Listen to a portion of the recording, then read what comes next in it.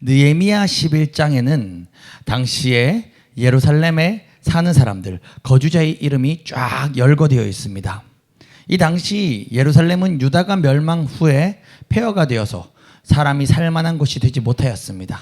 그래서 포로 생활에서 귀환한 후에도 예루살렘은 여전히 복구되지 못했고, 느헤미야의 리더십을 통해서 예루살렘 성벽이 이제 수축되긴 했지만 여전히 사람들이 그 예루살렘 성 안에 살기를 꺼려하고 있었던 그러한 상황이었습니다. 그래서 할 수 없이 당시의 리더들은 예루살렘 인구 유입 정책을 썼습니다. 그때 유입된 사람들은 처음에는 폐허 속에서 살았지만 점차 예루살렘이 수도의 지위를 회복하면서 누구보다도 축복된 백성들이 되었습니다. 우리는 오늘 이 본문, 이 장면을 통해서 하나님이 과연 어떤 사람을 축복하시는지 우리가 잘 보고 이렇게 느끼기를 소망합니다. 오늘 말씀은 복받는 사람이 누구인지를 하나님께서 조명해 주시는 그런 장면이 되겠습니다. 먼저 오늘 우리가 읽은 본문을 보면 예루살렘은 거룩한 성이라고 불리고 있습니다. 11장 1절 말씀만 우리 한 목소리 함께 읽어볼까요? 시작. 백성의 지도자들은 예루살렘에 거주하였고 그 남은 백성은 제비 뽑아 10분의 1은 거룩한 성 예루살렘에서 거주하게 하고 그 10분의 9는 다른 성읍에서 거주하게 하였으며. 왜 예루살렘이 오늘 거룩한 성이라고 불리는 것일까요? 왜냐하면 이 예루살렘에 바로 성전이 있었고 그곳은 하나님께서 그의 이름을 거기에 두시고자 선택하신 장소가 바로 이 성전이었기 때문에 예루살렘은 거룩한 성이라고 불렸습니다. 근데 저희 이런 설명을 들으면 여러분 떠오르는 생각이 있을 것입니다. 우와, 목사님, 그러면은 전부 예루살렘 성에 살고 싶어 하겠네요. 우리나라에도 목사님 강남이 땅값이 제일 높지 않습니까? 그러니까는 이 사람들도 예루살렘 성에서 다 살고 싶어 하겠네요. 이렇게 질문하실 수 있습니다. 하지만 아닙니다. 그 누구도 예루살렘 성에 살고 싶어 하지 않았습니다. 모두가 예루살렘에 살기를 기피했습니다. 그래서 누가 과연 예루살렘 성 안으로 이주할 것인가를 본문인 1, 2, 3절에서 오늘 본문에서 다루고 있는 것입니다. 여러분들이라면 만약 이 상황이라면 어떻겠습니까? 만약 대통령이 여러분들에게 전화를 해가지고 딱 이렇게 질문을 한다고 한번 가정해 봅시다. 누구누구 집사님, 당신이 어느 지역에 살고 싶습니까? 서울 강남구에 내가 집 한 채를 줄까요? 아니면은 저쪽에 강원도 영월에 아주 꼴짝이에다가 전원주택을 하나 줄까요? 여러분 한번 선택해 보십시오 라고 이렇게 대통령이 전화 와가지고 여러분에게 묻는다면 여러분 대통령한테 어디 땅을 달라고 하시겠습니까? 전부 다 강남이, 눈빛을 보니까 다 강남이요 이렇게 딱 강남이요 이렇게 대답을 하시는데 다 강남에 살고 싶다 하실 것입니다. 그런데 오늘 본문은 잘 보면 사람들이 서로 그 예루살렘 성 안에 쉽게 말하면 이 수도, 좋은 땅에 좋은 위치에 살려고 하지 않는 것입니다. 그래서 우리가 그냥 읽으면 느낌이 안 오는데 서로 안 살려고 하니까 살 사람이 없어서 어떻게 제비를 뽑는 거예요. 이 제비를 뽑았다는 게 서로 내가 살고 싶어요 해서 제비를 뽑은 게 아니라 다 서로 예루살렘 성에는 가기 싫어하니까 제비를 뽑아가지고 백성 중에 10분의 1을 제비를 뽑아서 너희는 무조건 빼도 박도 못한다. 너는 예루살렘 성 살아야 된다. 이렇게 한 거예요. 자, 그러면 왜 사람들이 왜 예루살렘 성 안에 살려고 하지 않았을까요? 첫 번째, 예루살렘 성이 언제 또다시 공격받을지 모른다는 이 공포와 두려움이 있었습니다. 불과 얼마 전에도 예루살렘이 쫄딱 망해가지고 바벨론 포로 생활을 하고 지금 돌아와서 성벽을 다시 쌓은 상태 아닙니까? 쉽게 말하면 우크라이나 전쟁이 끝나고 성벽을 이제 휴전했다 해가지고 이제 38선 치고 쉽게 말하면 우크라이나에서 이제 그 수도 옆에 키우 옆에 이제 성벽을 쫙 둘러쳤는데 그때 누가 아무리 뭐 수도라 해서 해도 우크라이나 가서 살고 싶어 하겠습니까? 지금 그런 상황이에요. 그래서 또 언제 다시 예루살렘 이 성이 공격받을지 모른다라는 두려움과 공포가 있었습니다. 그래서 이 지금 사람들은 이 예루살렘 성에 서로 살고 싶어 하지 않았던 것입니다. 두 번째, 느헤미야 7장 4절에서 보면 알 수 있는데요. 아직 예루살렘 성의 성벽은 이렇게 다 쌓아 올렸긴 했지만 가옥이 미처 건축되지 못했습니다. 그러니까 아직 그 도시가 제대로 정비되지를 않았어요. 막 원래 폐허였거든요. 폐허였는데 성벽은 어떻게 했냐면은 이 백성들이 창과 방패를 들고 검을 들고 혹시 적이 올까 싶어서 이렇게 수비를 하면서 벽돌 막 쌓아 올리면서 이렇게 급하게 성벽은 지어 올렸지만 아직 집들은 아직 짓지 못해요. 제반 시설들이 아직 제대로 건축되지 못했습니다. 예를 들어서 여러분, 만약 동탄 신도시가 개발되었다 할지라도 그 동탄의 자그마한 땅은 여러분이 받았는데 그 집이 없으면은 여러분 동탄으로 이주하실 수 있겠습니까? 내가 지금 살고 있는 곳에는 집도 있고 가게도 있고 뭐 예를 들어서 내 주변의 인맥들도 지금 여기 경산에 다 쌓여 있는데, 대구에 다 쌓여 있는데 우리가 동탄에 어떤 땅을 하나 받았다 한들 갑자기 동탄으로 이사 갈 수 있겠습니까? 그렇게 가기 쉽지 않다는 것이죠. 그래서 사람들은 예루살렘 성으로 이주하고 싶어 하지 않았습니다. 또 세 번째, 이 예루살렘 성에는 주민이 좀 적었습니다. 사람이 살아감에 있어서 여러분, 우린 더불어 살아가는 것이 상당히 중요합니다. 그래서 우리는 모두가 타지에서 생활을 하더라도 결국 마지막에는 고향을 그리워하죠. 근데 여러분, 고향의 진짜 의미가 무엇인지 아십니까? 고향은 그 남산면 경리 48번지가 아닙니다.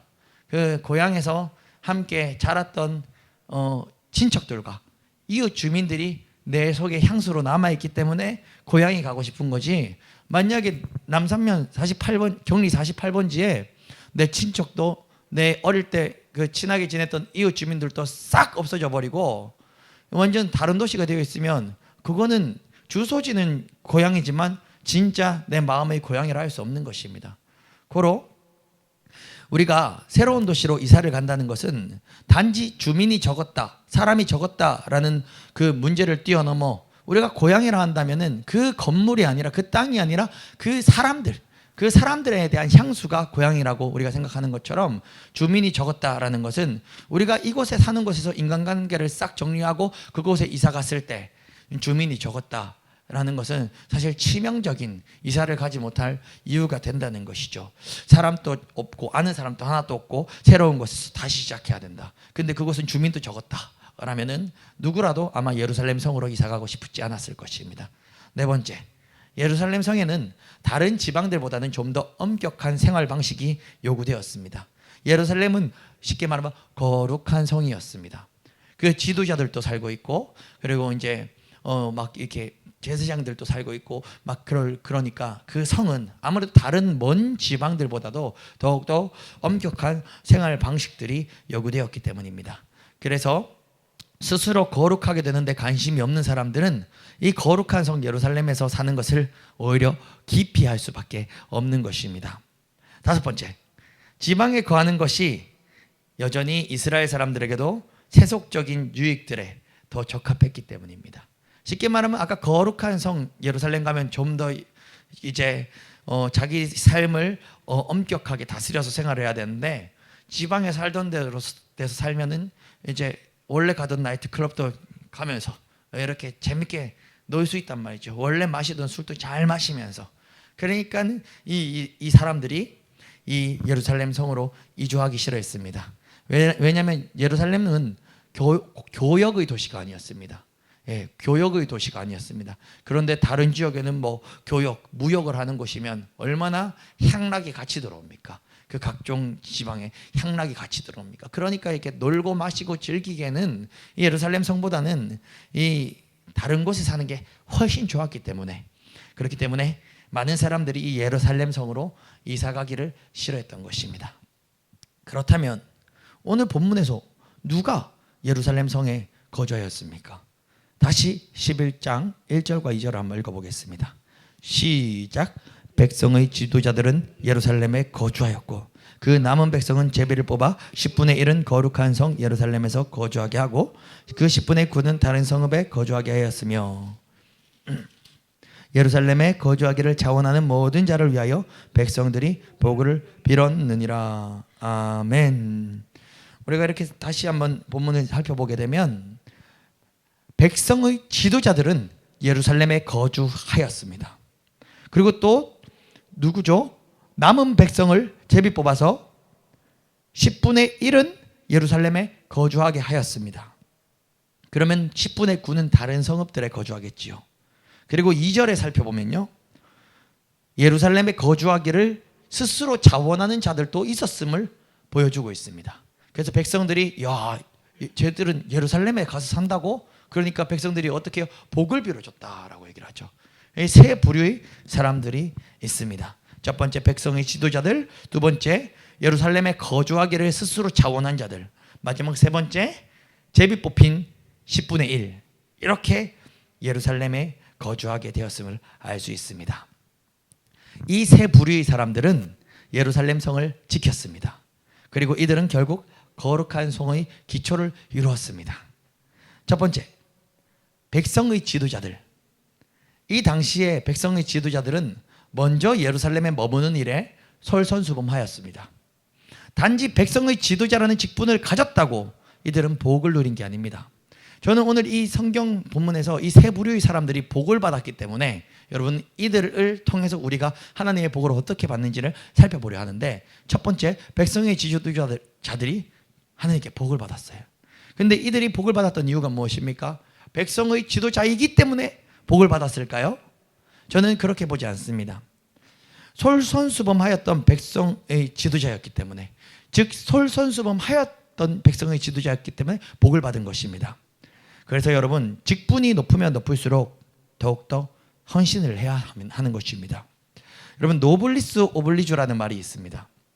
프랑스어로 고귀한 신분이라는 노블레스와 책임이 있다라는 오블리주가 합해진 것입니다. 그래서 대표적으로 노블리스 오블리주에 대해서 우리가 어떤 예화를 들을 때 많이 들었던 예화 있죠. 타이타닉 사건. 예, 타이타닉호가 배가 그 얼음장 같은 물에 이렇게 침몰을 할 때 구명보트에 이렇게 아이와 여성을 먼저 태우고 이렇게 남자들은 이게 타지 않았던 거. 왜냐하면 그 구명보트가 몇 개 없으니까 아이 먼저, 여성 먼저 태웠던 그걸 예화를 들어서 우리는 노블리스 오블리주에 대해서 많이 얘기를 이렇게 듣곤 했습니다. 우리는 근데 하나님 나라의 일을 함에 있어서도 노블리스 오블리주가 있습니다. 교회에서 직분이 있으면 있을수록 더욱더 헌신해야 되는 것입니다.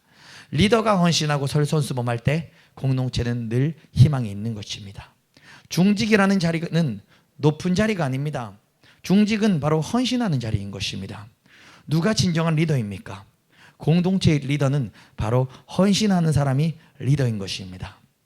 누군가가 앞서서 헌신하면 하나님께서는 반드시 그 헌신자를 들어 사용하시는 것입니다. 그리고 그 헌신자를 들어 사용하셔서 공동체를 축복하시는 것입니다.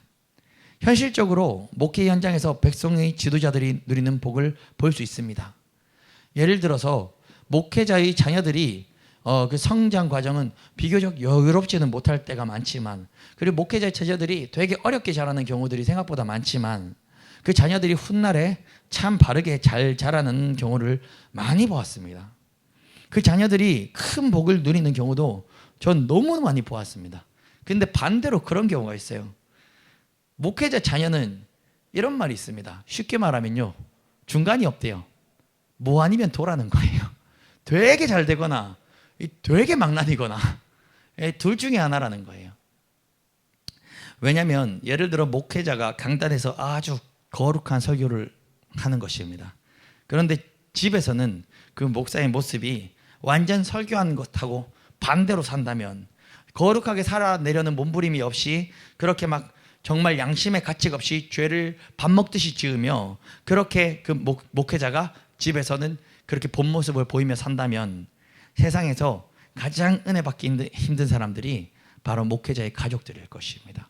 그 자녀가 우리 아빠를 보니까 하나님 안 계시다 할 것이고, 그 아내가 우리 남편을 보니까 기독교는 사기라고 얘기할 것입니다. 차라리 그 자녀가 목회하는 아버지가 아니었으면, 아니면 차라리 우리 아빠가 목회를 안 했으면 모르는 목사님 밑에서 설교를 들으면서 은혜라도 누릴 수 있었을 텐데, 그러니까 지금 딱 저한테죠. 제가 강대상에는 거룩하게 설교를 했는데 집에서는 완전히 망나니 중에서도 그런 망나니가 없게 살면 제 자식은, 제 자녀는 어떻게 되겠습니까? 얼마나 시험 들겠습니까? 얼마나 은혜 받기 힘들겠습니까? 그래서 목회자가 깨어서 하나님 앞에 서 있지 않으면 그 벌을 자녀가 받는 건 아니지만, 성경이 그렇게 말씀하고 있지 않지만, 그래도 이걸 해석해서 본다면 그 벌을 그 목회자는 어쩌면 또 자녀를 통해서, 가정을 통해서 그 자신의, 업보라는 단어는 불교에서 쓰니까 좀 제가 이제 지양하겠고요. 어떤 단어가 좋은지 모르겠지만 하여튼 눈물을 많이 흘리게 될 것입니다. 결국 본인이 말씀 앞에서 몸부림치지 않았고 말씀 앞에서 충성되지 못했으니 그 모습을 본 자녀들이 방황하며 얼마나 아버지의 속을 또 나중에 썩이겠습니까? 그래서 자녀를 위해서라도 또 가정을 위해서라도 늘 하나님 앞에 겸손하게 깨어서 목회를 감당해야 되는 것입니다. 목회자는. 그래서 하나님 나라의 진정한 지도자가 되기 위해서 특히 목회자들은 늘 몸부림쳐야 하는 것입니다. 그런데 이것은 목회자에 대한 예화를 든 것은 저만 들으면 되지 왜 괜히 여러분들에게 얘기를 했겠습니까? 이건 비단 목회자에게만 적용되는 일이 아니기 때문에 여러분들에게 이 말씀을 나눈 것입니다. 여러분들이 이해하기 쉽도록 제가 목회자의 가정을 비유로 들어서 설명드린 것뿐이지 모든 성도님들의 가정에서도 동일한 이 상황은 적용이 될 수밖에 없는 것입니다. 제가 그 청소년 사역을 계속했어요. 지금 개척하기 전까지도 청소년 사역하고 청소년 사역을 그냥 제일 많이 했어요. 그러면서 이렇게 청소년을 섬기고 청년들, 마지막에는 또 청년부를 담당하고 청소년부도 담당하고 고등부와 청년부를 사역하다가 이제 개척하게 됐는데, 이렇게 청소년들과 청년들을 보면 참 재미있는 것이 하나 있습니다. 사역 현장 가운데 정말 십자가의 복음 앞에서 무릎을 꿇고 삶이 180도 변화되는 아이들이 비율이 과연 누가 높은지 아십니까?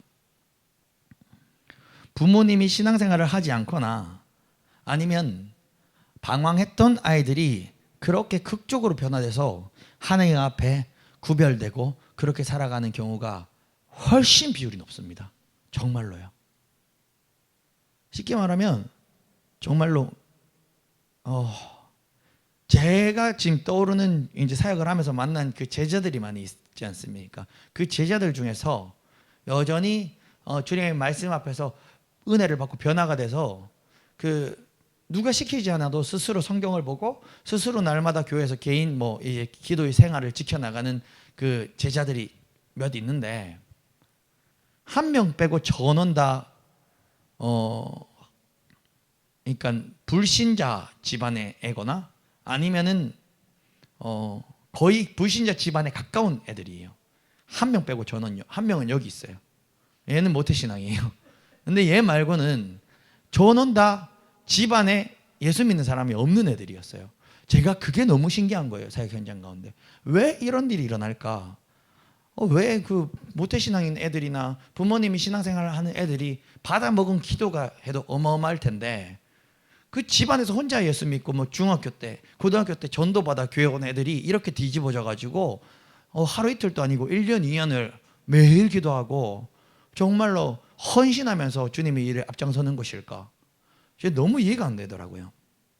그런데 그 답을 저는 어느 정도는 좀 찾았습니다. 그게 왜 그런가 하니, 부모님이 교회를 다니는 아이들은요 오히려 한계가 명확합니다. 신앙의 한계가요. 왜? 자, 이렇게 보시면 됩니다. A라는 친구는 부모님이 교회를 안 다녀요. 집에서 자기 혼자 예수를 믿어요. 근데 예배에서 와서 계속 은혜를 받아요. 은혜를 받다가 불을 받고 뒤집어지잖아요. 그러면 이 A라는 친구는요 신앙의 기준점이 누가 되는지 아십니까? 자기한테 은혜 끼친 목회자가 이 아이의 신앙의 기준점이 됩니다. 그러니까는 우리 목사님 맨날 하루에 3시간씩 4시간씩 5시간씩 기도하시네. 그래도 신앙생활 하는 거는 다 그게 정상인가 보다. 우리 목사님 맨날 성경 보시네. 신앙생활은 다 그렇게 하는 건가 보다 하면서 기준점이 없어요. 한계치가 없어요, 애들은. 근데 부모님이 신앙생활을 하는 자녀들 같은 경우는요, 어디서 은혜를 크게 받잖아요. 받고도 한계가 있어요. 왜냐하면 사람이 때로는 시험 있고 게을러지고 싶을 때 있잖아요. 근데 그 한계치가 어딘지 아십니까? 우리 부모님의 신앙이에요. 그게 뭐냐면 우리 부모님이 지금 40년 50년 지금 나 3대째 믿는 집안의 사람인데, 우리 집안의 일가 친척들 싹 다 보니까 교회는 주일날만 가는 거더라. 네. 그 기준점이 딱 정해져 있는 게 자연스럽게 배겨 있는 거예요. 그러니까는 이 친구들은 은혜를 받아서 뒤집어져서 따가도 와, 교회 와서 막 하루에 막 한 2시간씩 기도하다가도 이게 계속 그게 유지가 되기는 힘들단 말이죠. 사람이란 게 게을러지는 순간이 와요. 약간 슬럼프도 오고, 그때는 우리 부모님 보는 거죠. 그래, 우리 부모님 50년 60년 70년 우리 신앙생활에도 좋을 때도 있고 뜨거울 때도 있고 좀 식을 때도 있고 한결같은 게 중요하지, 주일날만 열심히 가면은 그게 신앙생활이더라, 이렇게 하면서 그 기준점이 자꾸 부모님한테로 내려오더라고요.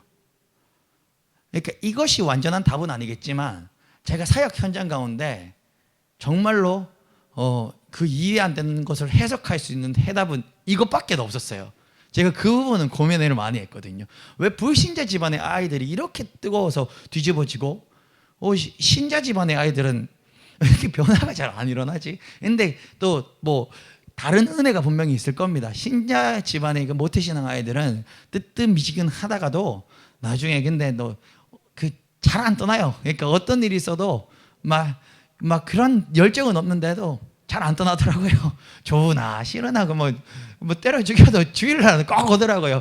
기도도 안 하고 뭐 평일날도 안 하고 컵백에도 안 베기다가 어릴 때부터 그 주일 성수 안 하면 죽는다 이거 배워가지고 주일날은 이렇게 끝까지 오더라고요. 그런 은혜는 있지만 어쨌든 제가 지금 설교하는 이 포인트, 이 은혜를 탁 받고 확 삶이 180도 뒤집어지는 현장에는 불신자의 아이들, 가정의 아이들이 많더라 이것이죠. 그래서 제가 아까 목회자 집안의 자녀들은 뭐 아니면 도가 많다 그랬지 않습니까? 그 뭐 아니면 도가 된 게 그 아이의 잘못이겠습니까? 결국 목사, 그 아버지의 책임이 가장 크단 말입니다. 그런데 이것은 목회자만의 이야기가 아니고 바로 우리 모두의 이야기입니다. 그래서 우리가 주님 앞에 정말로 기쁨으로 주님 앞에 나아가는 것은, 이것은 우리에 대해서 끝나는 축복이 아니라 대대손손 흘러가는 축복이 되는 것을 여러분 기억하시면서, 여러분 내가 조금 이렇게 흐리멍텅해질 때라도 내가 살아야 우리 가정이 산다. 내가 살아야, 여러분 자식들한테 돈 물려주는 것보다 예수 물려주는 게 훨씬 좋습니다. 정말로. 네, 돈이야 5억 10억 물려줘도 5억 10억도 없지만 거의 있는 사람 누가 있습니까? 뭐 2억 3억을 집안재를 물려줘도 그 자녀가 정신 못 차려가지고 주식 한번 잘못해가지고 싹 날리면 그 부모님이 뼈 빠지게 2억 3억 30년 40년을 모아서 물려준들 그 다 어디가 저희 근처에도 있습니다. 저희 대구 하원에 저희 아는 사람 중에 그 부자 있었어. 부자 자기 명의 집에서 이렇게 잘 살고, 그 남편이 무슨 공기업이 평생 일했었나, 한전이나 뭐 이런 데 일하다가 평생 하다가 돈 그 잘 벌었을 거 아닙니까? 모아가지고 건물 한 집 딱 싸가지고 가지고 있었는데 나중에 싹 다 날려가지고 그게 월세 25만 원인가 35만 원짜리 집에 그거 어떤 그 빌라에 새 들어가지고 사는 분이 있었어요. 뭐 그렇게 사람 못 얻었습니까? 그것도 내게 기쁨만 있으면 괜찮습니다. 제가 근데 하는 얘기는 왜 그렇게 됐냐? 그분이 무슨 흥청망청 아니요, 뼈 빠지게 모았거든요. 그래서 내 집을 샀거든요. 근데 자식이 도박을 했나요? 자식이 주식을 했나요? 도박을 했나요? 초강빌라의 주식을 해가지고 그 건물을 날렸어요. 건물을 날리고 그 부모님이 노년에 평생 벌었는데 이제는 월세 35만 원인가 30만 원인가요? 거기에서 월세살이 들어오는 거예요. 근데 내가 집 못 물려줘도 예수 이름 물려주면, 자녀가 그 예수 이름 붙들고 나아가면 얼마나 인생에 많은 고난과 위기가 올 때마다 돌파하면서 승리할 수 있겠습니까? 네, 그러니까 오히려 돈 물려줬다가 그 자식 더 베린 케이스입니다. 그거는 돈이라도 안 줬으면 그 주식 몇억 3, 4억 못 넣었을 텐데 돈을 집을 이렇게 명의 잡혀가지고 줘버리니까 3, 4억 이제 뭐 평생 못 갚습니다. 예, 파산 신청 안 하고서는 못 갚습니다. 예, 완전히 못 갚습니다. 근데 그 사람도 예수 믿고 주님 앞에 나오면 하나님이 살 길, 오늘 찬양처럼 길을 만드시는 주, 살 길을 보여주실 것이지만 여러분, 그래서 예수 이름 물려주시길 소원합니다. 예수 이름은 다르게 물려주는 게 아니에요. 나의 신앙생활의 모습은 그냥 물러간다, 물려진다. 표현이 좀 그렇지만 나의 신앙생활의 모습, 나의 무릎은 물려지는 것입니다. 그래서 여러분 그리 되시기를 예수 그리스도 이름으로 축원드립니다. 네. 두 번째로 제비 뽑힌 사람들이 있습니다. 자신의 의사는 상관없이 백성이 10분지 1을 제비를 뽑았는데 그래서 예루살렘 성에 살게 된 사람들이 있습니다. 그때 제비를 룰렛을 쫙 돌립니다.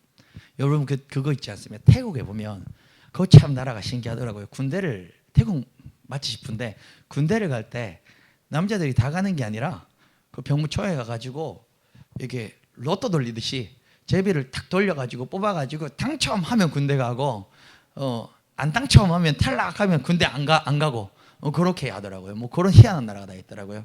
그것처럼 거기 태국에서 병무청에서 제비를 뽑았을 때 천국과 지옥이 거기서 다 이제 나온다 그러더라고요. 당첨하면 걔는 지옥이고 안 당첨하면 걔는 이제 천국인 거예요. 왜냐하면 군대 1년 안 가도 되니까.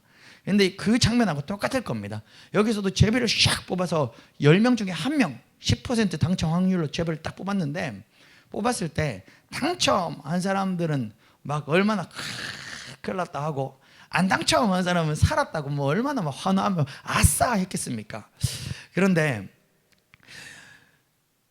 시간이 지나면서 제비 뽑혀서 예루살렘 성에 살게 된 10분의 1은 오히려 이 나라와 역사의 주인공이 되었습니다. 지원하지 않고 떠밀려서 하나님이 일을 하게 된 대표적 인물이 있습니다. 바로 누굽니까? 예수님이 골고다 언덕으로 오르실 때 자신이 지원하지 않고 거기 그냥 가만히 서 있다가 구경 왔다가 봉병당한 구레네 사람 시몬입니다.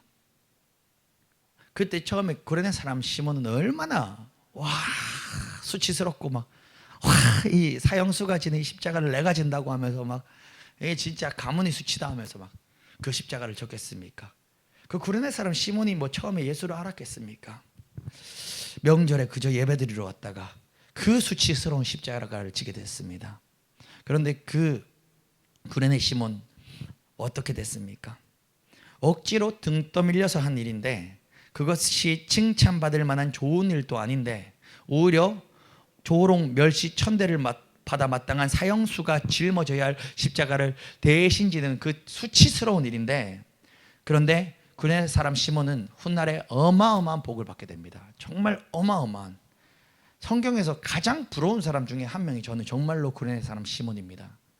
여러분 마가복음 15장 21절 읽어드립니다. 마침 알렉산더와 루포의 아버지인 구레네 사람 시몬이 시골로부터 와서 지나가는데 그들이 그를 억지로 같이 가게 하여 예수의 십자가를 지우고 억지로 지웠다라고 합니다. 그러면 구레네 사람 시몬은 처음에 십자가 지기 싫어요 했는데 걔들이 군인들이 억지로 지우니까 억지로 진 거예요. 싫어했어요. 그래서 이 성경에 뭐라고 적혀 있냐면 알렉산더와 루포의 아버지 구레네 사람 시몬이 시골로부터 와서 지나가는데 그들이 그를 억지로 같이 가게 하여 누구의 아버지라고요? 알렉산더와 루포의 아버지인 구레네 사람 시몬이라고 적혀 있습니다. 이 구절을 살펴보면 구레네 사람 시몬의 자녀들의 이름까지도 등장합니다. 자기 이름만 나오는 게 아니고 자녀들의 이름이 나와요. 이 구레네 사람 시몬이 그때 믿음이 있었으면 억지로 지었겠습니까? 막 예수님 좋아하는 팬이었고 믿음이 있었으면 억지로 안 지고 기쁨으로 졌다라고 적혀 있겠죠. 그래서 제 추론컨대 이때는 구레네 사람 시몬이요 십자가 질 때는 예수를 몰랐어요. 근데 억지로 지고 나니까 훗날 성경에는요 자기 이름뿐만이 아니라 자신의 자녀들의 이름까지도 성경에 새겨지더라고요. 근데 그 축복 거기서 안 끝납니다. 이 자녀들이 훗날 어떻게 되는지 성경에 또 다른 부분에서 이야기하고 있습니다. 로마서 16장 13절입니다. 주 안에서 택하심을 입은 루포와 그의 어머니에게 문안하라. 그의 어머니는 곧 내 어머니니라. 아멘. 사도 바울이 쓴 로마서, 거기서 누가 나오죠? 주 안에서 택하심을 입은 루포와 그의 어머니에게 문안하라 하면서, 루포의 어머니는 즉 사도 바울이 자신의 어머니와 같다라고 얘기합니다. 근데 루포의 어머니가 누군지 아십니까? 구레네 사람 시몬의 남편입니다. 이 루포와 그의 어머니, 로마서 16장, 마가복음 15장 다시 읽어드립니다. 마침 알렉산더와 루포의 아버지인 구레네 사람 시몬을, 같은 사람이에요. 구레네 사람 시몬은요, 예수 몰랐어요. 예수 몰랐는데 정말 그냥 구경 갔다가 지나가다가 억지로 십자가 졌습니다. 그런데 그 억지로 진 십자가가 대대손손의 예수 가문을 만들어내는 축복을 이뤄냈어요. 훗날 로마서, 사도 바울이 그 후세대의 사도 바울이 로마서를 기록할 때 구레네 사람 시몬, 그의 아내를 자기 어머니라 부르고, 루포와 그의 어머니에게, 구레네 사람 시몬의 와이프에게 문안하라라고 로마서에 기록하는 것입니다. 또 사도행전 13장에서도 구레네 사람 시몬에 대해서 나와 있습니다. 사도행전 13장 1절, 안디옥 교회의 선지자들과 교사들이 있으니 곧 바나바와 니게르라 하는 시몬과 구레네 사람 루기오와 분봉왕 헤롯의 젖동생 마나엔과 및 사울이라. 니게르라는 말이 무슨 말이냐면, 니게르, 검다라는 말입니다. 이건 설교 때 얘기해도 모르겠는데 미국에서 이 얘기하면은 총 맞는데요. 까먹었어요 그 단어가. 어죠. 예, 니의 기억 이 단어로 하면 총 맞는데요. 이게 흑인을 조롱하는 이렇게 표현이 맞나요? 제 좀 가물가물해요. 저도 뭐 여기 설교 온 게 안 적혔어요. 예, 그럴 거야 아마. 이 흑인을 그냥 뭐 예를 들어 그냥 야 깜띠가 쉽게 말하면 이렇게 막 하면 이게 조롱하는 거잖아요. 당신이 아름다운 흑인이군요, 이런 표현이 아니잖아요. 그것처럼 이제 그런 표현이 있다는데, 저도 뭐 상관관계는 모르겠지만 여기서 니게르라는 것은 검다라는 뜻이라고 합니다. 그러니까 이게 그 미국 영어랑 좀 느낌이 비슷하죠. 근데 구레네, 즉 니게르, 구레네와 비슷한 이야기입니다. 쉽게 말해서 안디옥 교회의 지도자 가운데서 이 사도행전을 보면요, 구레네 사람 시몬이 이 지도자들 중에서 그 이름이 끼워져 있습니다. 이방 땅에 최초로 세워진 교회의 지도자, 그 그룹으로 구레네 사람 시몬의 이름이 끼워져 있는 것입니다. 그러니까 이 십자가를 억지로 진 구레네 사람은요, 나중에 교회의 지도자가 됐어요. 이방 교회의 지도자가 됐다는 것입니다. 놀랍게도 이 시몬은 억지로 십자가를 졌는데, 순종했는데 대대손손 은혜와 복을 누리게 되었습니다. 근데 자신뿐만이 아니라 자신의 자녀까지도 온 가정이 예수 그리스도를 영접하고 최전방에서 주님의 일을 감당하게 되었습니다. 우리는 주님의 일을 기쁨으로 감당해야 됩니다. 그런데요, 때로는 우리가 주님의 일을 억지로 시작하게 되는 때들도 참 많이 있는 것 같습니다. 하지만 억지로 시작한 주님의 일 가운데서도 그때에도 주님의 뜻을 찾는다면 결국 그 일로 말미암아 차고 넘치는 하나님의 복을 누릴 수 있게 되는 계기가 다들 되실 것입니다. 그런데 여러분, 이 부분은 잘 기억하십시오. 이 구레네 사람 시몬의 예화를 통해서 목사님이 억지로 해도 이렇게 시몬은 복을 받더라 하니까 억지로 하더라도 교회 일만 하면 복을 받겠구나라고 생각하지 마십시오. 그거는 아닙니다. 궁시렁궁시렁 하면서 교회 일을 해도 일만 하면 복을 받는다는 것은 절대 아닙니다. 그런 건 어디서 가르쳐 주냐? 이단에서 그렇게 가르쳐 줍니다. 왜냐면은 그 이단 교주, 사이비 교주 입장에서는 이 성도들이 억지로라도 교회 일을 많이 해주면 이단은 좋잖아요. 인건비 안 들이고 교회 일 많이 해주면 좋잖아요. 그러니까 이단은 그렇게 가르칠 거예요. 저는 정확한 그 포인트를 기억하십시오. 억지로 끝까지 일해서는 안 됩니다. 그러면 일 안 하셔야 됩니다. 저는 그렇게는 일하지 말라고 그럽니다. 구레네 사람 시몬은 억지로 시작했지만 은혜로 바뀌었단 말이에요. 그러니 우리가 처음에 억지로 일을 하게 될 때에도 주님, 내가 원해서 시작한 것은 아닌데 이 가운데 주님의 뜻이 있습니까? 주님, 내가 구한 일이 아닌데 주님이 나에게 이 교회의 어떤 아니면 하나님 나라의 어떤 일을 맡기셨으니 이거 하나님이 어떤 나를 향한 뜻과 하나님의 메시지와 하나님의 축복이 숨어 있는 거 아닙니까? 하면서 물어보십시오. 그렇게 물어보시다가 하나님의 뜻이 느껴지고 하나님의 마음이 느껴지면 억지로였다가 기쁨으로 바뀌실 거예요. 그러면 그게 복이에요.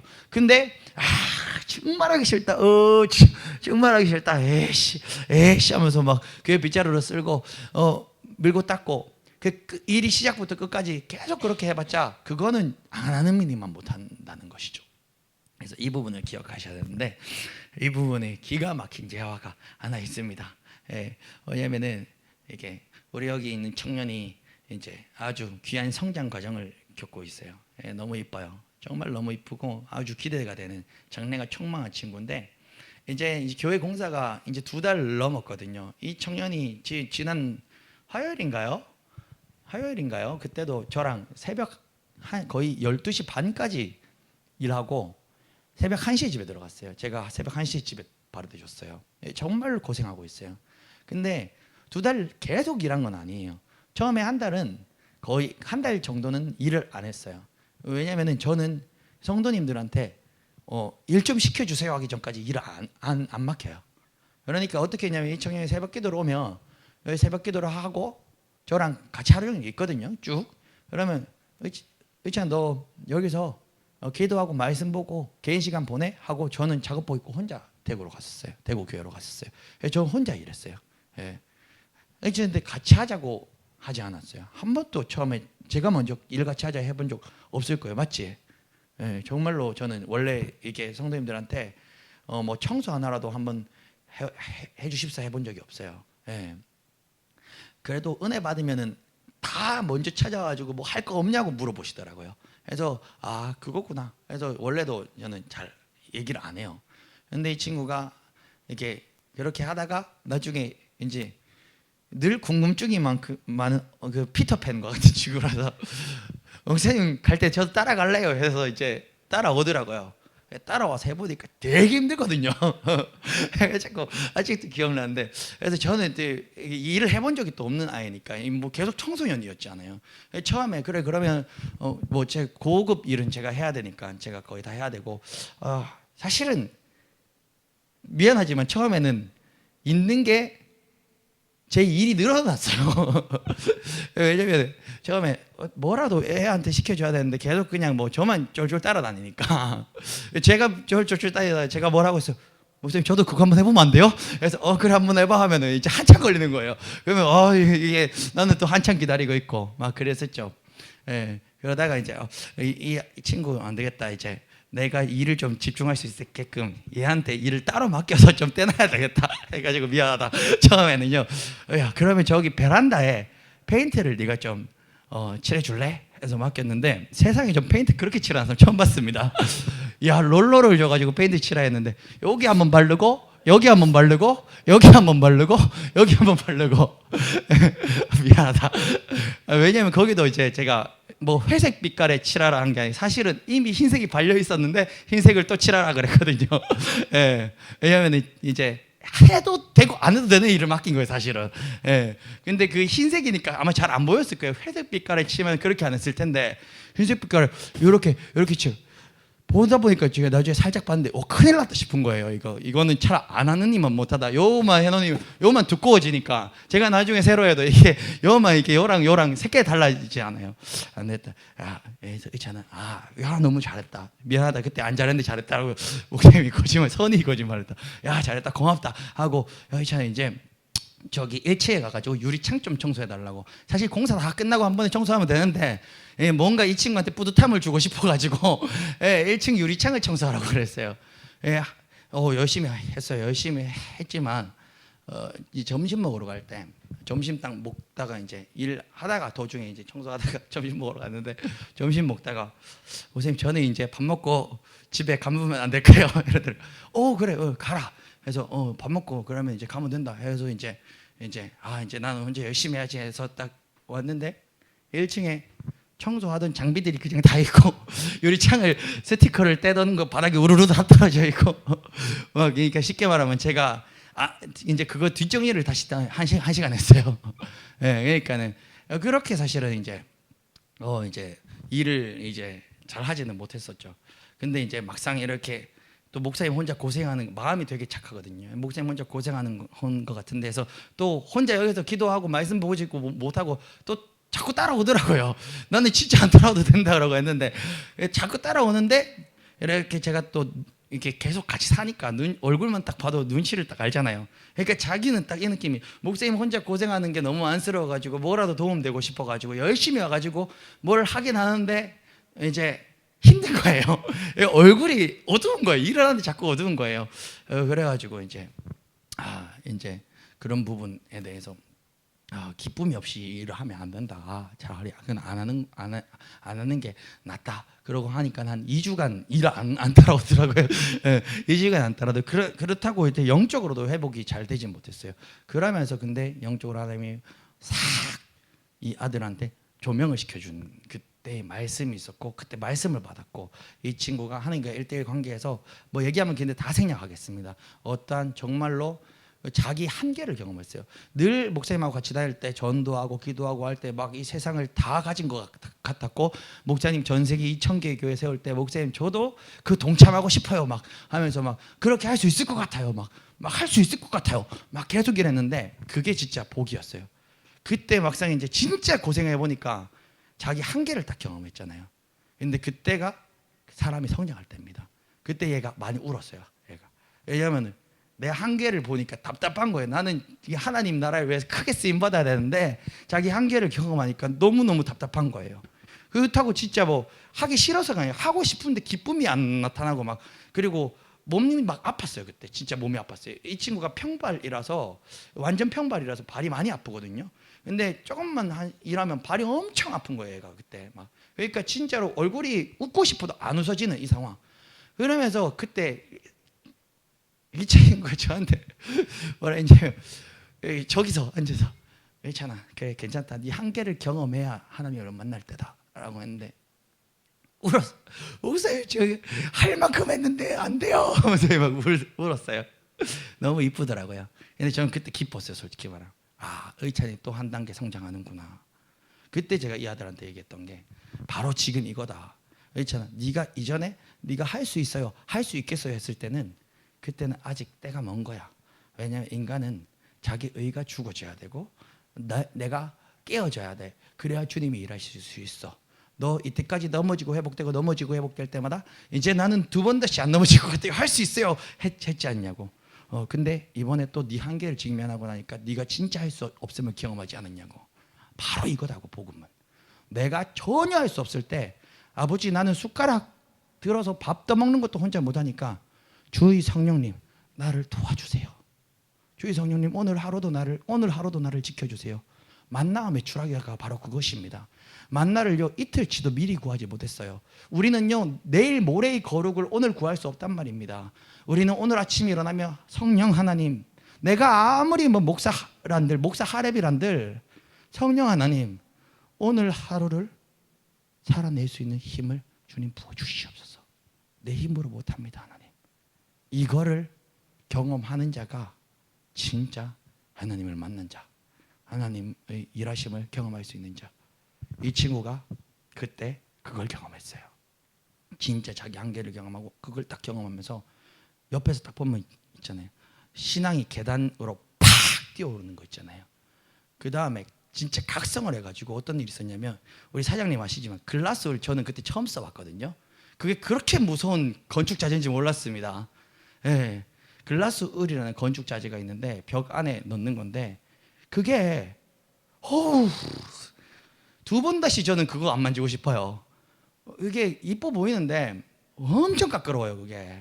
이게 그 까끄러운 게 궁금하면 나중에 제가 한번 저 쪼가리 남아있는데 손에 한번 비벼드리겠습니다. 난리 납니다. 그게 아무리 씻어도 안 돼요.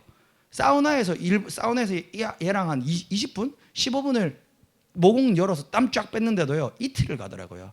그 글라스를 입었을 때 입었던 옷들은 못 입어요. 다음에 우리 눈에 안 보이는 미세한 그 유리 섬유 가루가 실타래처럼 스티로폼처럼 있는데 거기 가루가 온몸에 날리는데 그 다음에 각성을 해가지고요. 글라스울 작업을 하는데 저는 혼자 하려고 그랬거든요 또. 근데 그게 그런 건지 몰랐어요. 남들은 나중에 보니까 방진복 입고 곡을 쓰고 작업을 하더라고요. 얘랑 저는 반팔티 입고 곡을 안 쓰고 마스크도 처음에 썼다가 그냥 벗어버리고 그날 또 우리 밤 12시까지 일했지. 아침부터 12시까지 글라스를 했는데 일할 때는 정신없으니까 깎으런지 몰랐거든요. 와 근데 그 다음에 난리 났습니다. 근데 그때부터 얘가 각성을 해가지고요. 그 글라스 울 작업할 때 목사님 제가 주님께 쓰임 받아야 되겠습니다 하면서 쫓아와가지고 일을 하는데 진짜 있어서 하는 얘기가 아니라 거의 그날이 일을 제일 많이 한 날이었고 우리 이때까지 2달 일 중에 제일 힘든 날이었거든요. 처음부터 끝까지 미소가 입에서 떠나지 않았어요. 얘가 일하면서. 그러면서 제가 7시쯤 됐을 때인가 야 저 도저히 못하겠다 이제 우리 내일 하자 했는데 목사님 이 깎으러온 거 내일 또 하면은 또 내일 또 힘드니까 오늘 그냥 맞아 싹 합시다 해가지고 얘 때문에 밤 12시까지 일했어요 그날. 예. 근데 그냥 일을 했다 안 했다가 중요한 게 아니에요. 일 안 해도 돼요 정말로. 저는 단 한 번도 성도님들한테 일을 하자고 권면해 본 적도 없고 그래 본 적이 없어요. 한 번도 한 적이 없어요. 근데 이 친구는요 입술이 여기에 걸렸어요. 근데 그 다음에 간증이 있었어요. 그 다음에 너무 말도 안 되게 애가 변한 거예요. 하루아침에 목사님 집 갈 때 신기해요. 발이 안 아파요. 내 안에 희락이 넘치니까 평발 때문에 군대도 이제 공익으로 이제 빠지게 됐거든요. 그러니까 그만큼 얘는 발이 많이 아파요. 누구보다도. 근데 목사님 발이 안 아파요. 예, 발이 조금 뭐 느낌은 있는데 정말 자기도 신기해요. 그래서 제가 기억하기로 그날 집 갈 때 목사님이 너 내려줄 때 다리 발 붙잡고 기도하고 들어갔지. 예, 아마 그랬을 겁니다. 그런 일들이 있었어요. 이런 일들이 한 번이 아니라 사실 한 번 더 있었어요. 이번 주에도. 예, 이번 주에도 어느 순간 또 그 기쁨이 차고 넘치다 어느 순간 얘가 얼굴에 미소가 없어지는 거예요. 그게 바로 지난 화요일이었어. 새벽 1시까지 일했는 날. 그래가지고 근데 그 또 스토리가 있는데 수요 예배 끝나고 집 바래다 줄 때 어이첸이가 평소랑은 얼굴빛이 조금 달라서 안 되겠다 싶어서 집 가서 딱 내려주기 전에 우리 청년한테 내일은 쉬자. 내일은 집에서 말씀과 기도로 무장해. 너 그 말씀과 기도로 그냥 채웠으면 좋겠어 하고 했어요. 그리고 목요일날 저 혼자 일하려고 했는데 나중에 새벽에 전화가 왔어요. 새벽에 전화가 가지고 내일 가면 안 되냐고. 그러면서 자기가 있었던 일을 다 해주는 거예요. 사실은 화요일날 일할 때 조금 힘들었대요. 버거웠대요. 그래가지고 언제지 하여튼 수요일날 이렇게 좀 피곤하기도 하고 내일은 좀 일을 좀 안 하고 싶다라는 이런 마음이 들면서 기쁨이 사라져가지고 근데 이제 한편으로는 성장을 했잖아요. 내가 왜 이런 마음이 들지?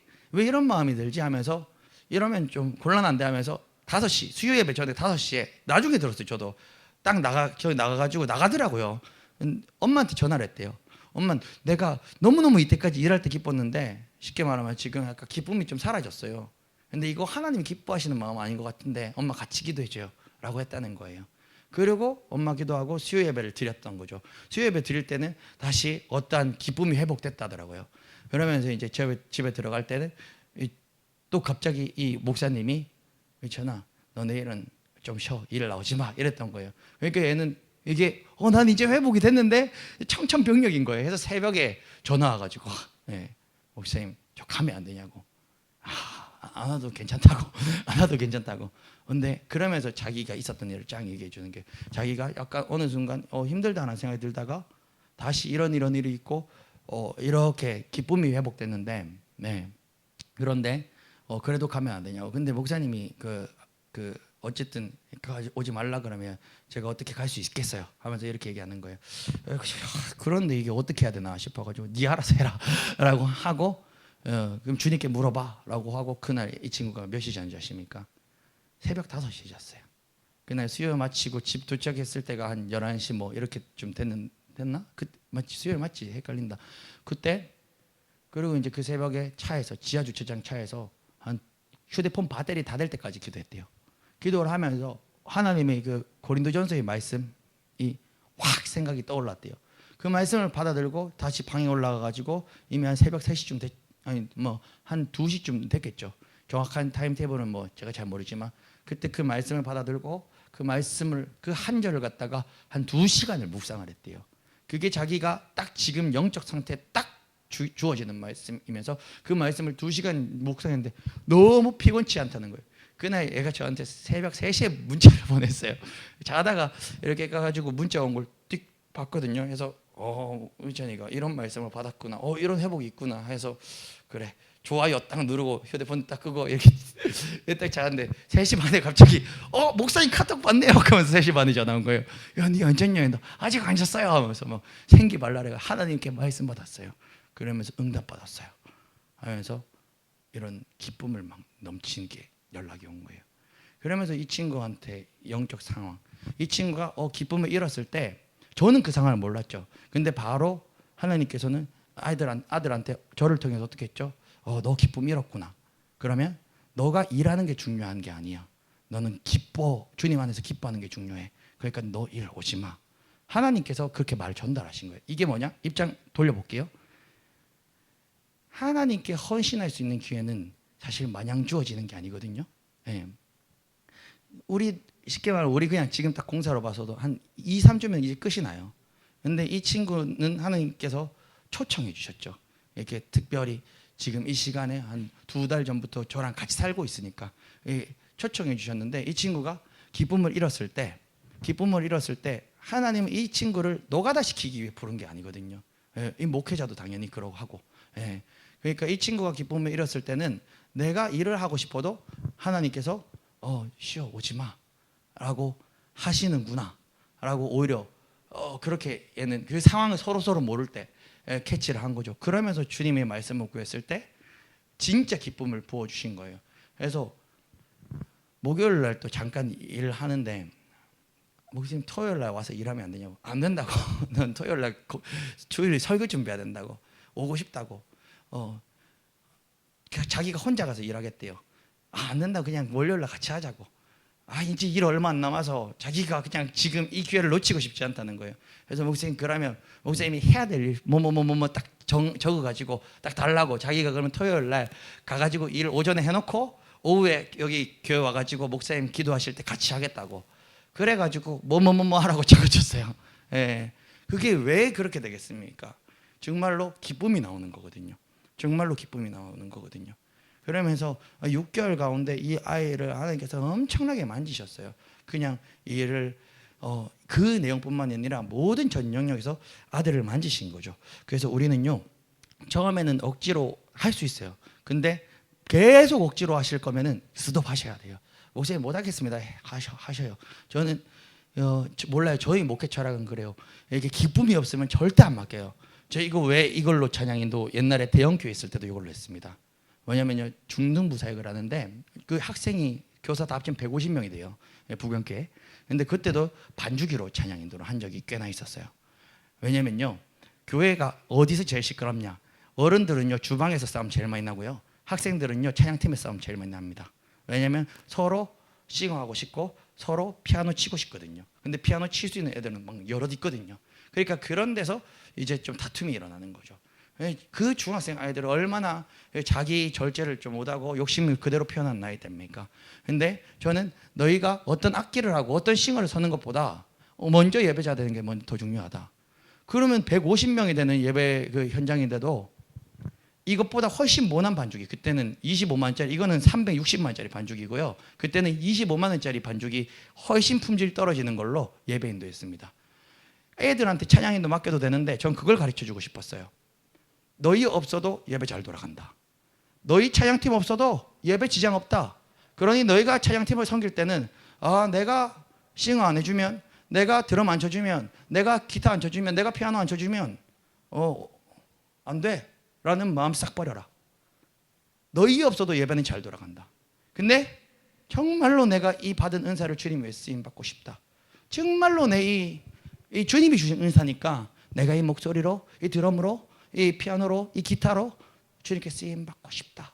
주님의 찬양에 이 나 같은 인생을, 죄 많은 인생을 덮어주시고 써주시니 얼마나 감사한가. 이 감격이 가지고 악기를 드는 거하고 이 감격을 가지고 마이크를 잡는 거하고 여기 공동체에는 내가 제일 잘하지.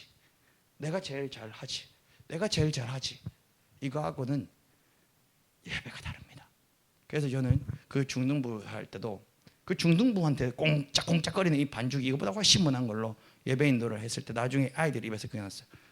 목사님, 저희랑 같이 찬양 서주시면 안 돼요.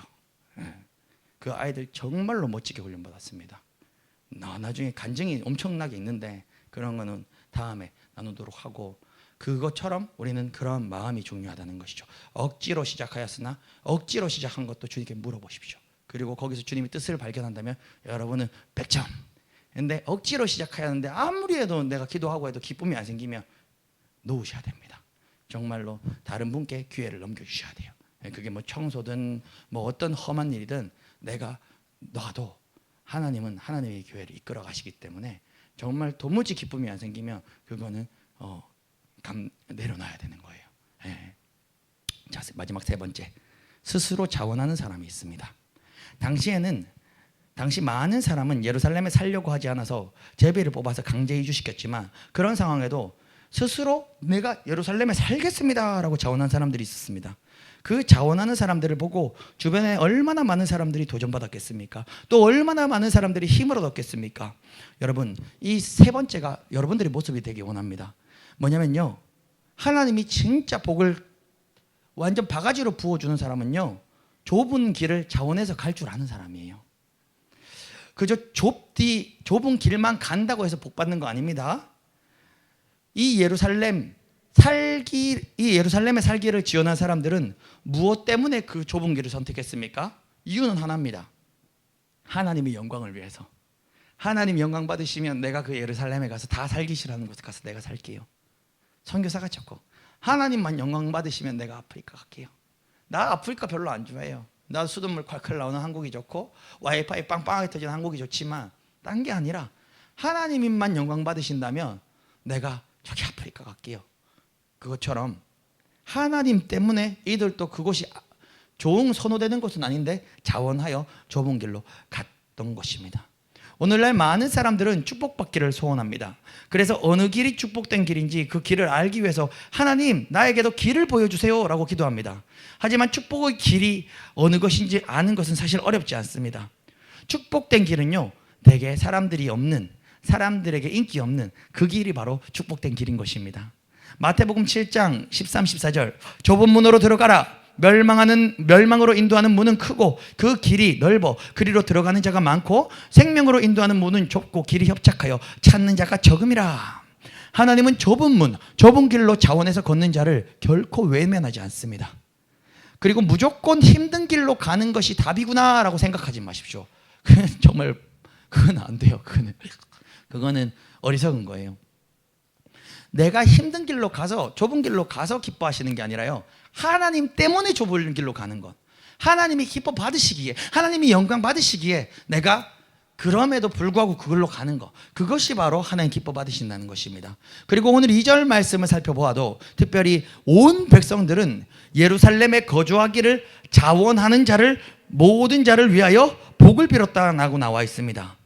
그래서 자원하는 자가 받는 복은요, 다른 어떤 자들이 복보다 큽니다.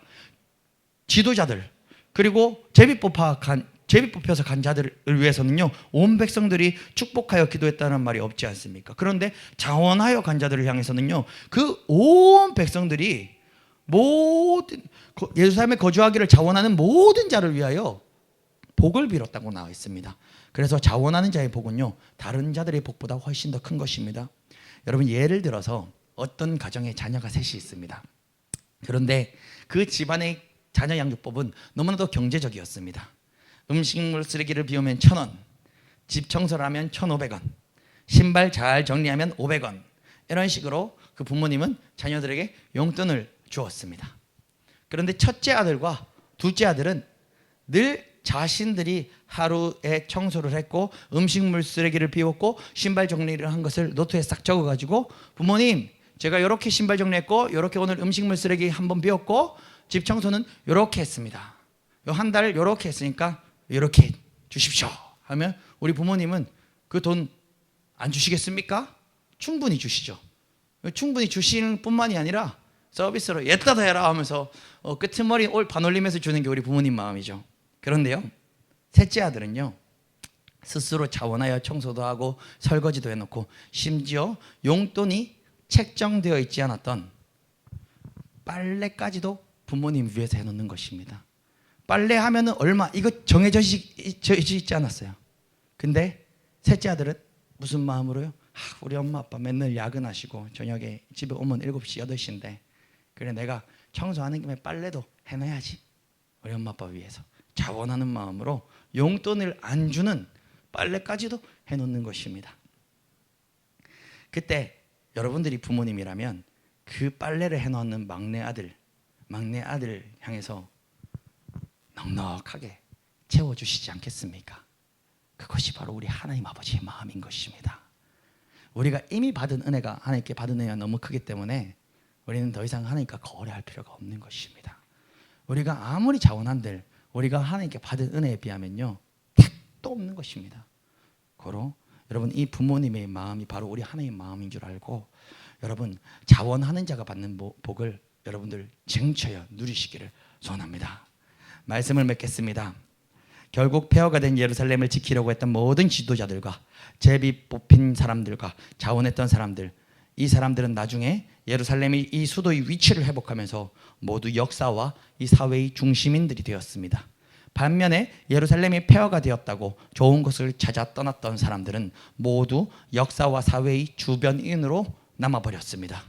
그처럼 화려한 곳만 찾으면 점차 그늘진 인생이 되고 그늘질 곳을 찾으면 하나님께서 그 사람에게 복을 주시고 높이시는 것입니다. 오늘 지도자가 받은 복, 제비 뽑힌 자가 받은 복, 자원하는 자가 받은 복, 이 모든 복을 우리 모든 성도님들이 누리시기를 예수 그리스도 이름으로 축원드립니다. 마지막으로 우리가 이 설교를 이렇게 끝난다면 너무 도덕적인 설교예요. 저는 도덕적인 설교를 가장 안 좋아합니다. 우리는 이 구약을 보든 신약을 보든 어디를 보든요, 우리 중심은 예수가 보여야 되는 것입니다. 여러분, 오늘 이 설교에서 예수가 보이십니까? 여러분, 우리에게 진정한 복은 무엇이죠? 바로 예수 그리스도 그 자체이십니다. 지도자가 받는 복에서 예루살렘으로 이주한 백성들이 지도자를 보면 누가 떠오르십니까? 저는 우리 예수님이 떠오르십니다.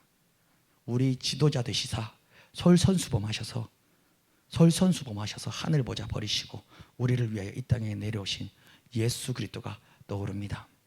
그 하늘의 모든 영광과 안락함과 평안함을 다 버리시고 가장 낮고 천한 모습으로 마구간, 그 누추한 마구간에서 인간의 모습으로 이 땅에 오신 예수 그리스도, 솔선수범한 자원한 백성의 지도자를 보면 우린 예수가 보입니다. 여러분, 제비 뽑힌 그랬지만 결국 복을 받은 그 사람을 보면 여러분 누가 떠오르십니까? 우리 예수님이 떠오르시는 것입니다. 아무런 죄도 없고 아무런 흠도 없으신 분이 자신의 죄가 아닌 타인의 죄를 위하여, 우리 인생들의 죄를 위하여 십자가에 죽으신 그 예수 그리스도, 그분, 그 제비 뽑힌 자들도 자신의 의지와는 상관, 타인에 의해서 결국은 시작됐지만 복을 받은 것처럼 우리 예수님도 자신의 죄가 아니라 타인의 죄 때문에 십자가 지셨어요.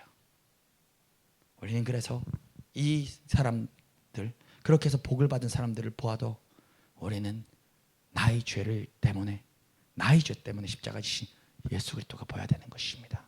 마지막 세 번째, 자원하는 자의 복을 보면서 자원한 백성들을 보면 우리 누가 떠오릅니까? 우리 예수님이 떠오르는 것입니다.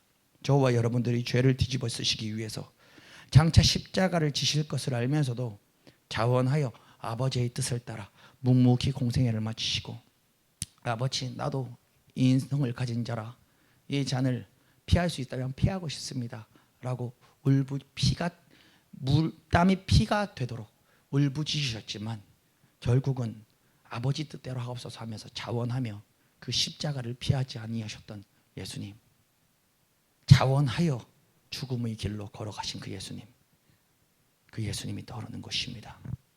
여러분, 우리가 오늘 기억해야 할 것은 결국 우리 예수님께서는 우리가 복 받기를 원하신다는 것입니다. 지도자가 받을 복, 제비 뽑힌 자가 받을 복, 자원하는 자가 받을 복의 말씀을 통하여 우리에게 복 주시기를 원하며, 또 이 말씀을 통하여 예수 그리스도를 선명하게 보시기를 원하는 것입니다. 그리고 예수님이 우리에게 복 주시기 위하여, 구원의 복을 주시기 위해 이 땅에 오셨다는 사실을 기억하시며, 그리고 또한 이 말씀이 그저 도덕적인 말씀으로 끝나는 것이 아니라 여러분, 이 말씀을 통해서 우리가 복도 받고 예수도 보는 그 말씀이 되시길 간절히 축원합니다. 이 시간 우리 함께 기도하시겠습니다.